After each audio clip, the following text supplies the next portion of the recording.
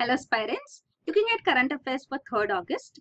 The news items picked up from the Hindu newspaper are these 11. We'll look at them in detail. The first one, India may have cut troops in Doklam, claims China. So now Chinese Foreign Ministry has given a statement that India must have withdrawn troops from this Doklam region or Donglang region where the dispute is going on since June. It's more than a month now that the dispute has been extended. On 16th June, Chinese Foreign Ministry itself in its statement says that Chinese side was building a road in this Donglang area, which China claims is their undisputed territory. But India's claim is that this is a disputed region between China and Bhutan.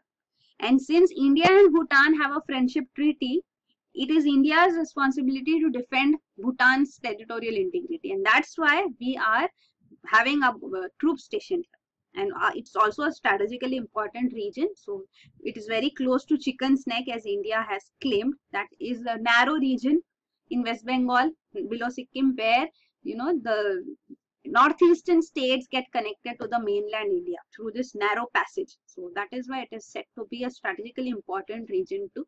But then China claims that this Donglang area is not a disputed territory between China and Bhutan. It is an integral part of China, and Indian troops have transgressed and they are stationed in Chinese territory. And when India is talking of having negotiations on this, China has put a precondition. First withdraw troops, then we can have talks. So now Chinese Foreign Ministry, the news is that they are saying that India has pulled back its troops. Still there are 40 Indian border troops and 1 bulldozer illegally staying here. So at its peak it says there were 400 personnel stationed in this region here. So now India is withdrawing to some extent, but it is calling for complete withdrawal of the troops. So this is the news here, you can see. So Chinese ministry is now claiming that this is not a disputed territory. To say that this is about 2000 meters away from the spot, the China-Bhutan-India tri-junction. So this is not the region where it's not a strategically important region to what China wants to claim. So this is there. So there are treaties, you can see there are these agreements of 1988 and 1998 agreements between Bhutan and China. So China claims that this is not a disputed territory. And it also says that before road construction, we had intimated India also regarding that. So this is the whole dispute here regarding Donglang region. So this is there. Then the next news item is RBI cuts repo rate at 25 basis points to 6%, lowest in over 6 years. So the Monetary Policy Committee had its meeting and RBI has cut the repo rate by 25 basis points. So this comes down from 6.25% to 6%. So now repo rate, this key interest rate as it is called, this is the rate at which RBI, central bank means the central bank of the country, the bank for the government too. So this, every country has a central bank. India's central bank is called RBI, Reserve Bank of India. Like even in USA there is Federal Reserve. So there is this one central bank. So RBI is the Central Bank of India. So the repo rate is the rate at which RBI is lending short-term money to banks. Right? So this is the money interest rate which has been cut. So money will be lent to banks on a short-term basis by RBI at a lower interest rate. So this should be transmitted further into the economy also through the banks. The banks should also reduce their lending rates. So that is what the expectation is. So this is repo rate.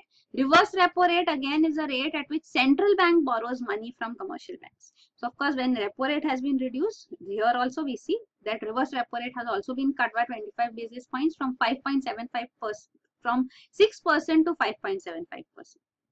So repo rate is 6% and this is 25 basis points less, because RBI, it should get interest at a loan at a cheaper interest rate. And this is marginal standing facility rate, the rate at which banks borrow overnight funds. These were short term, right? And this is overnight, very short term, marginal standing facility. So because banks also have to manage, someday there will be more lending and less borrowing, someday there will be more borrowing, less lending. So they should be able to have these funds managed. So when banks have to borrow overnight funds from RBI against government approved securities, then the rate at which they get these funds are known as marginal standing facility rate. So this has come to 6.25%. And bank rate is the rate at which long-term interest is also given by RBI to banks. So these are various rates. So all these have been changed now by the meeting of the Monetary Policy Committee. So this is on the expected lines. We have already discussed that this is expected that 25 basis point repo rate cut would take place now. In the last monetary policy committee meeting, that repo rate was not changed. And the policy stance is already neutral. That RBI may change or increase or decrease repo rate. It is neutral. It's not inclined towards increasing or decreasing. Otherwise, there are terms like accommodative. Accommodative stance means that RBI is inclined towards reducing repo rate.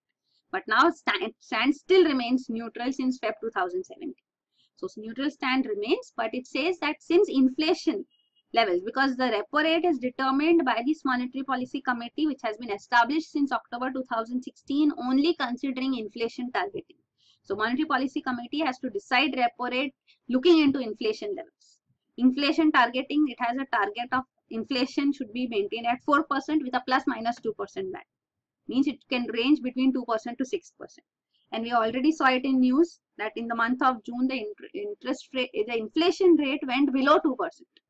So RBI's this limit has been breached as such. The lower limit has been breached. So that is why this was on expected lines that the repo rate has been cut. Also, RBI has stated that this benefit should be passed on by the banks to the customers. One thing, it says that customers get benefits in areas where the competition is more, like housing loans, etc. Here the competition is more, so there the banks pass on the benefit, but in other sectors they don't.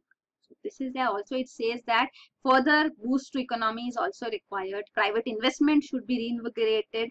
Removing of infrastructure bottlenecks is a huge concern. Also Pradhan Mantri Awas Yojana, which we have discussed even yesterday, this should also get a major boost, is what RBI also stated in this report. So this is repo rate or repurchase rate, the rate at which RBI lends to banks for short terms. So government bonds which the banks have are brought by RBI, means RBI has only issued them, so it is repurchased. So this is the repo rate, repurchase rate. So repo rate is this rate. So banks are given money instead of, in place of this government bonds which the RBI takes back, repurchases. So this is there. So the interest rate for this is called repo rate. So of course, if it is high, then it is expensive for banks to borrow. And if it is low, it is cheaper for banks to borrow. So if RBI wants more money in the economy, repo rate will be low. If it wants less money in the economy, a repo rate would be high. And reverse repo rate is the rate at which RBI will borrow funds from the other banks. So this is also short-term rate at which it is short-term lending which is done as such. Short-term borrowing by RBI. So this is there. So this repo and reverse repo rates are used to manage the liquidity in the economy. And then next is marginal standing facility. So this marginal standing facility rate refers to the rate at which scheduled banks can borrow funds overnight, as we just discussed from RBI. Then these are the three rates again given in detail: bank rate, repo rate, reverse repo rate. So bank rate is long term. This is short term. Repo and reverse repo are short term.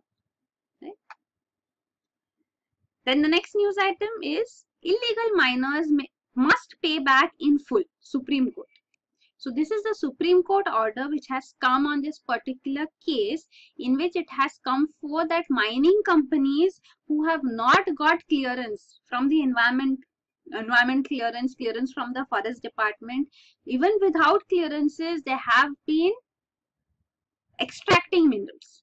So they are leaseholders, they are mining companies and they've got a lease to extract minerals from a particular mine.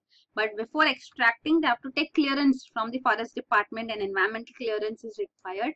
But they have not taken that clearance and they have extracted minerals. So now the Supreme Court on a PIL petition which was filed by an NGO from Odisha, Common Cause. So it had highlighted this rampant illegal mining of iron and manganese from Odisha as such in this case, and that is why the Supreme Court has given this order in which it has stated that all these mining companies who had extracted minerals without clearance, without forest environment clearance, they have to pay 100% value of the minerals they have extracted illegally into the exchequer, means through the government. So this is the compensation, a fine which has been imposed on them. 100%.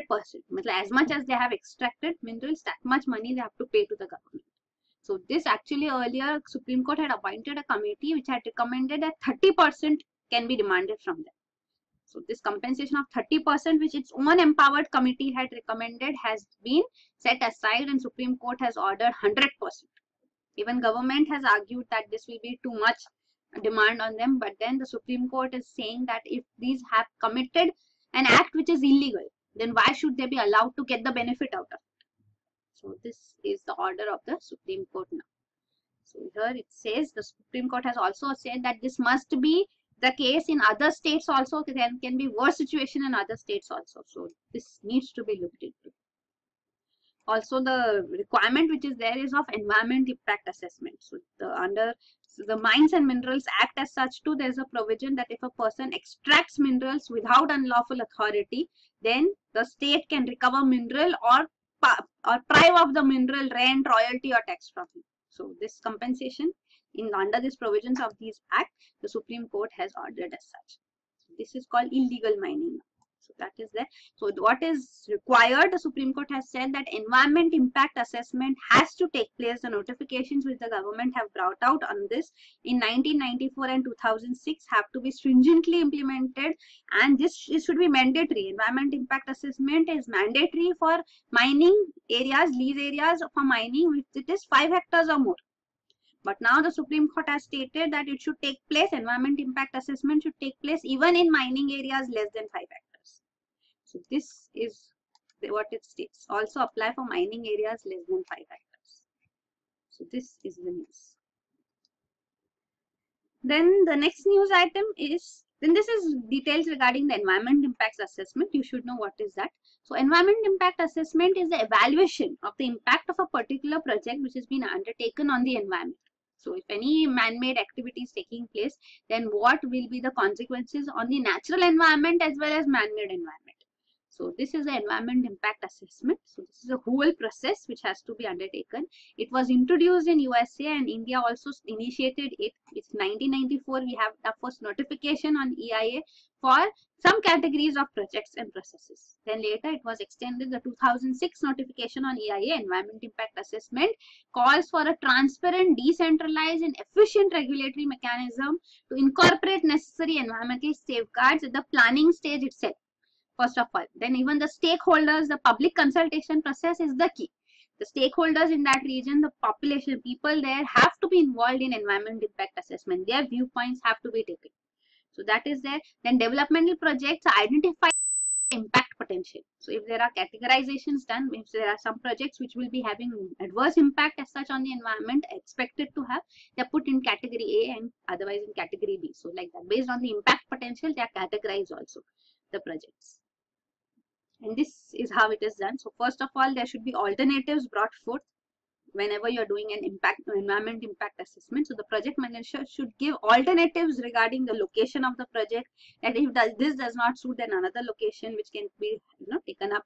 Different and less polluting or less damaging available technology, different available products which will be less polluting, damaging. So all these alternatives as such which have to be provided in the environment impact assessment.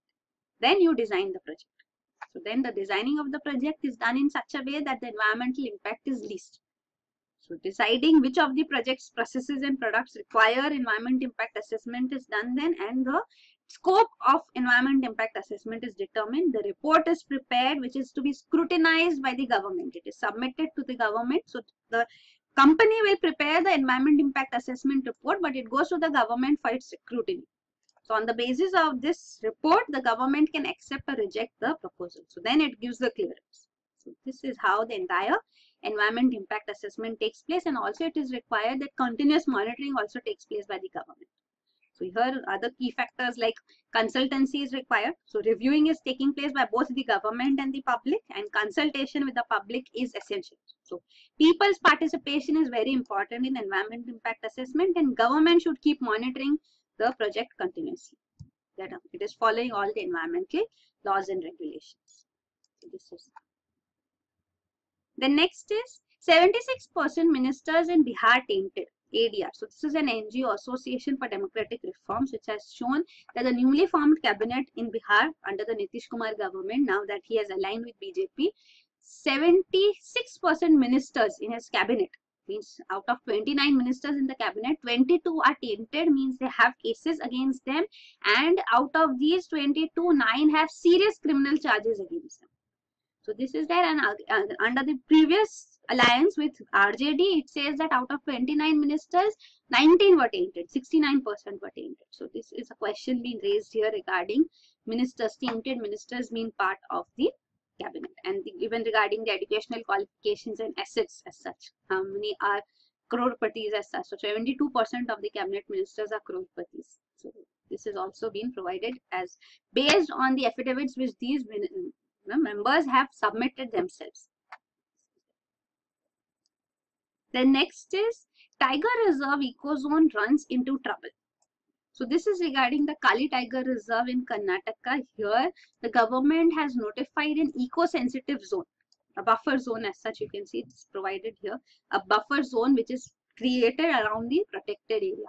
So a draft notification for this was issued in 2016. There was around 1,201.94 square kilometer declared as eco-sensitive zone, but then protests coming forth from the people and from the private entities, the public pressure, as the government is saying, they have reduced the extent of the eco-sensitive zone. So now eco-sensitive zone has been limited to 312.52 square kilometers.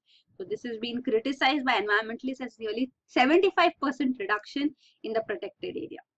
So this is an area which is required as a buffer to forest, so that construction and other activities are curtailed in this region. But this is not how it is working because of, as the government says, public pressure in Karnataka. Also for Bannerghatta National Park and Kaveri Wildlife Sanctuary too, such eco-sensitive zones have to be declared. So this is creating trouble here as such. So here you can see this is the eco-sensitive zone shown. So is this in this region, eco-sensitive zone, construction industry is not allowed. Even pollution of surface water, extraction of surface water from this region is restricted.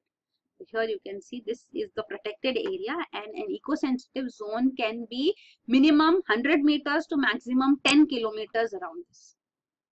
This notification in Karnataka, here you can see that it had been notified earlier in 2013 also for various regions. So this is important to preserve the pristine forests.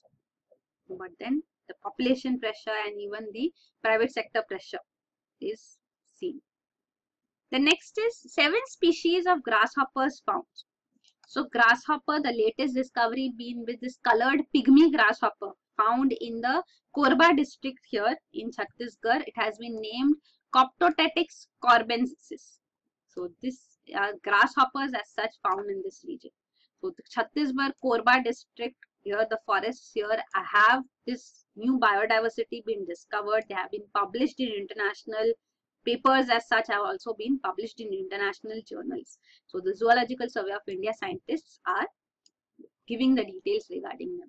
So Chhattisgarh region, here again Barnavapara Wildlife Sanctuary, another species of grasshopper was also discovered recently. So these 2 plus 5 discoveries in 2016 of new grasshopper species takes them to 7. So in the last 20 months, 7 new species of grasshoppers have been discovered in the forests of Chhattisgarh. So this is of significance that there is huge amount of biodiversity in this region and new species are being discovered now. Also, it is stated that a new species of lizard was also found in Chhattisgarh recently. So here you can see this is the significance of this region in India. Plus also grasshoppers, it is stated that they are economically and ecologically of interest because they are an important link in the food chain. The predators include reptiles, amphibians and birds, and they help directly in the protection of endangered species of these reptiles, amphibians, birds and even fishes. So this is the grasshopper as such, an important component in the food chain, and new species been discovered here. The next is coconut palm declared state tree of Goa. So this is regarding another amendment now being proposed by the state of Goa to Goa Daman and Diu Preservation of Trees Act 1984. So 2 years ago, the amendment which was done to this had resulted in coconut being declared as not a tree. And now this declassification of a coconut palm as a tree has been cancelled and it has been reinstated. So status of a tree has been given back to coconut palm now, and it has also been given a status of state tree. So it is Goa's state tree now, coconut palm. So this is the development here. The BJP government earlier had taken this decision, but it was criticized by the environmentalists and the population here. So coconut is an important tree here, because if it is classified as a tree, then cutting down of trees is not allowed. But if it is not a tree, then for real estate and industrial development as such, coconut plantations can be easily cleared. There is less restriction. So that is why it was not declassified from being a tree, but now it has been given that status again, plus status of state tree. So this is the development here. Then next is, banks should reduce rates for existing borrowers to RBI. So this is in the context of repo rate being reduced. The RBI wants that banks should extend this reduction in rates to its customers also. So it has also highlighted that the banks have been shifted to marginal cost of fund based lending rate. So this MCLR now introduced since April 2016 is better reflecting the repo rate reduction. Otherwise, banks would be reluctant to pass on these benefits, and people in the economy eventually would not be benefited by RBI's actions of reducing the repo rate. So this is there, but then old loans which have already been taken, their earlier loans pricing regime remains the same. So RBI is asking banks to better reflect the changes in for the customers also. So this is regarding that. What you should know basically is what is MCLR. So we'll see, earlier the method used was this base rate method, and now we have shifted to MCLR method. So what is the difference between the two? We'll see. So this is MCLR, marginal cost of fund based lending rate, which has replaced base rate with effect from the financial year April 2016. So here you can see what is this MCLR is marginal cost of fund. Means for every extra rupee which the bank has to lend, what is the cost which it will have to incur. So marginal cost of fund is actually, this MCLR rate is actually the minimum interest rate which the banks have to get when they are providing a loan. So that is the minimum interest rate actually. So this is there. So you can see the base rate and the MCLR rate, how they compare of various banks. So of course MCLR rate is much lower than base rate. So this is the shift which the RBI has mandated now. So this is the minimum rate of interest. So banks cannot lend loan below this. So this is there. Only some exception in some cases which is approved by RBI is allowed. Then this is again the detailed explanation of how MCLR is different from base rate. So this is the marginal cost of fund. Cost of funds for a particular tenure is reflected in MCLR. So generally this is 1 year deposit rate. So 1 year MCLR as such is seen. And this is, how is it different? So base rate which was used, this was reflecting average cost of funds. So even if the base rate, banks had to lower their deposit rates as such. So you can see base rates did not change. So banks can lower their deposit rates. Deposit rates are when they are having deposits. Banks are taking deposits and they are paying interest rate on that. So if the deposit rates are lowered, still the base rate continue to be the same. So that is there. So now this will not happen in MCLR rate. So this is showing the marginal cost of funds. This is different. So it's not average cost of fund, but marginal cost of fund. So all new borrowers are getting loans based on this MCLR rate. Here you can see what base rate includes and what MCLR includes. So of course, operating expenses and cost of CRR, cash reserve ratio, is included in both.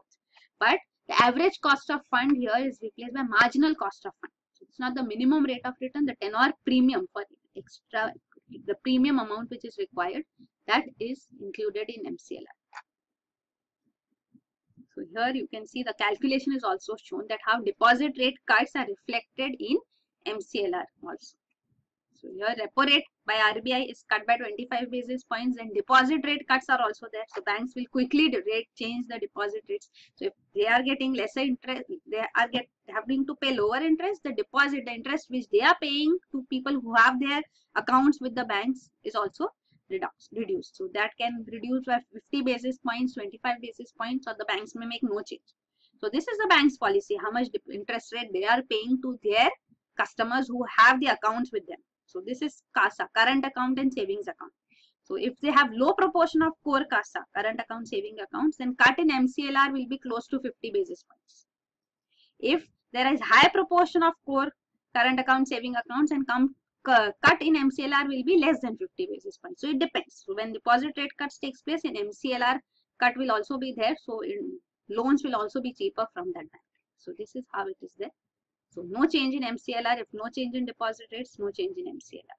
And if it's 25 basis points, again, whether it will be less than or more than 25 basis points depends on how much current accounts. So this is there. If they are having sufficient current accounts and savings account deposits, then they can have their marginal cost of fund-based lending rate also low.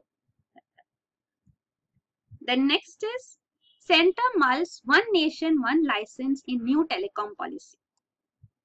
So already we have the National Telecom Policy 2017 in place with its objectives being described here too.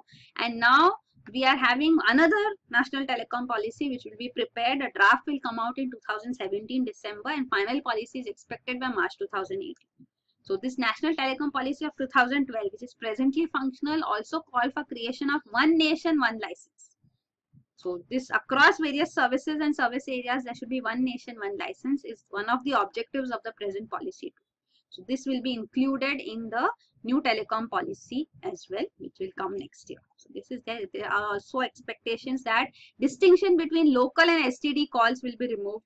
Distinction as such, which is there, various service providers, they have to take separate licenses for operation in different parts of the country. So this will be done away with. This is also a demand of the sector as such, that different licenses requirement as such should not be there. So over the entire country, this single license would suffice. So local STD segregation will also be gone. So this is the detail here you can see regarding the National Telecom Policy of 2012. So objectives of these are shown. At that point of time, you can see the total number of mobile phone subscribers in India in 2012 figure is given, and also the teledensity. Teledensity is total number of telephones per 100 people in India. So of course teledensity in rural and urban areas, this is a total teledensity. Then there will be of course a huge difference between the two. So here you can see the National Telecom Policy 2012 aimed for full mobile number portability, one thing.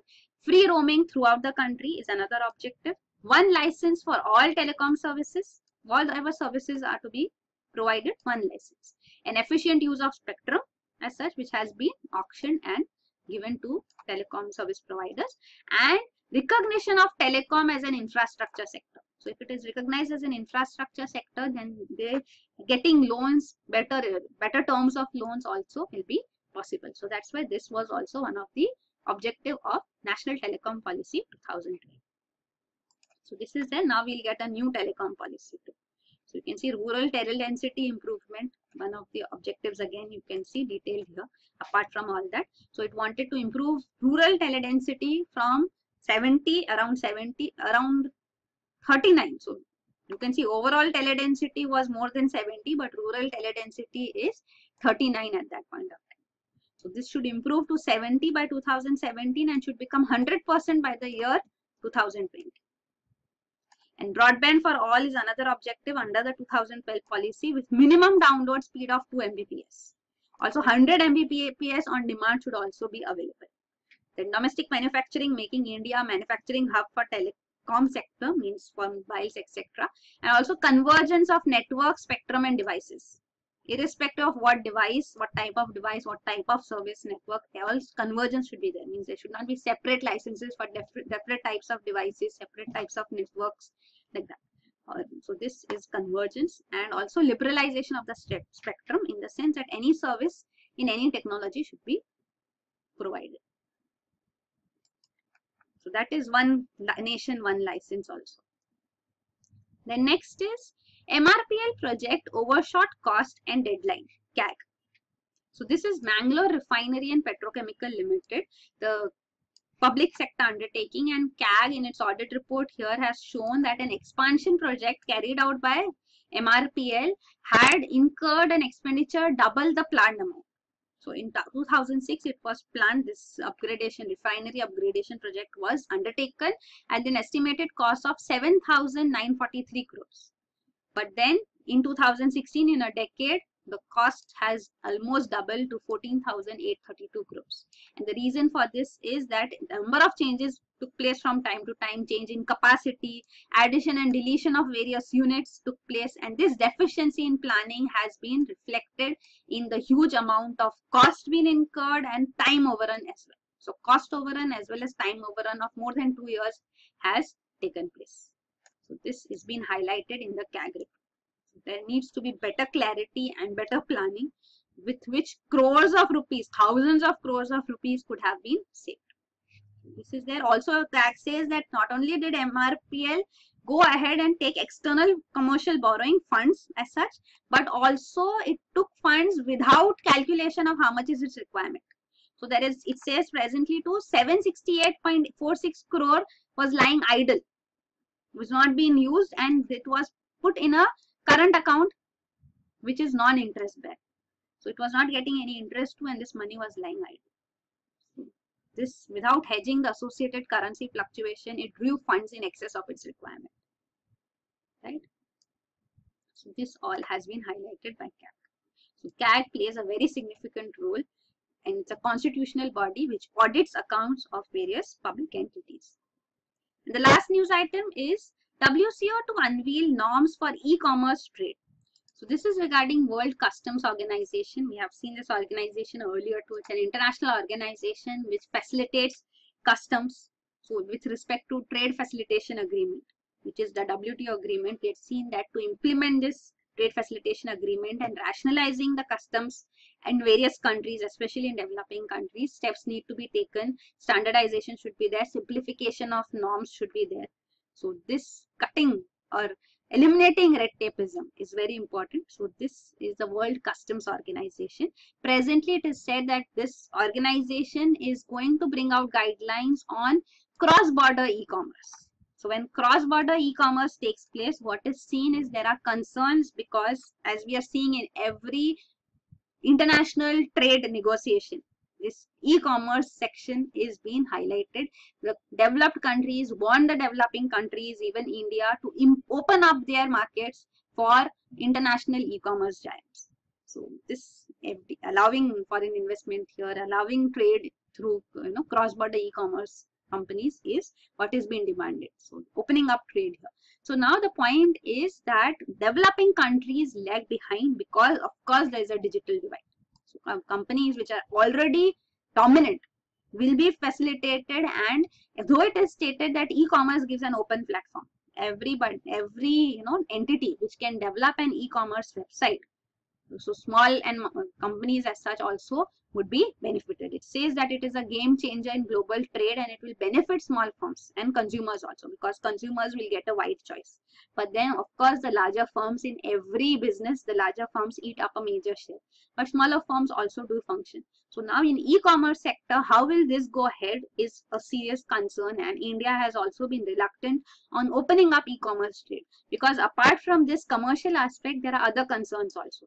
Because it is stated, so even WCO, World Customs Organization, is going to come up with guidelines on cross-border e-commerce. Because every country cannot have its own guidelines, there are standard guidelines required. Otherwise, how will e-commerce function across borders? So that is why cross-border e-commerce guidelines will come forth. So you can see there is illegal trading too here. Because if you are ordering from an e-commerce company in some other country, so that will come as an import. So the parcel which comes as import, it may be having some illegal commodity in it. Something can also come, other illegal business can also be transacted through this. So that is why nations should have clear checks and balances in place, and those guidelines are also important. So there are 4 subcommittees which have been established by World Customs Organization too for this cross-border e-commerce, and they are specifically mentioned here, you can see. So one is regarding regulation, how the nation should regulate it, consumer protection, how their consumers should be protected from global e-commerce, revenue collection, how their revenue collection would be affected, the countries, and national security. So that is why even the World Customs Organization says that if we want to combat illicit trade across the border, then these low value shipments in postal, express and cargo streams, here it is very important that non-invasive equipments are there at customs, so that countries, nations can come to know that what is the commodity which is being traded as such. So that is why it is calling for this non-intrusive inspection equipments. This is very important so that illegal trade can be intercepted and detection can take place. So of course then training to the staff is also required for this purpose. So these are various aspects. Of course there will be a complete paper coming up on it. So when a report comes, of course we'll be discussing it in detail. And this is regarding the World's Customs Organization, formed in 1952 to enhance efficiency and effectiveness of members' customs administrations. It's headquartered in Belgium. So these are the news items. Thank you.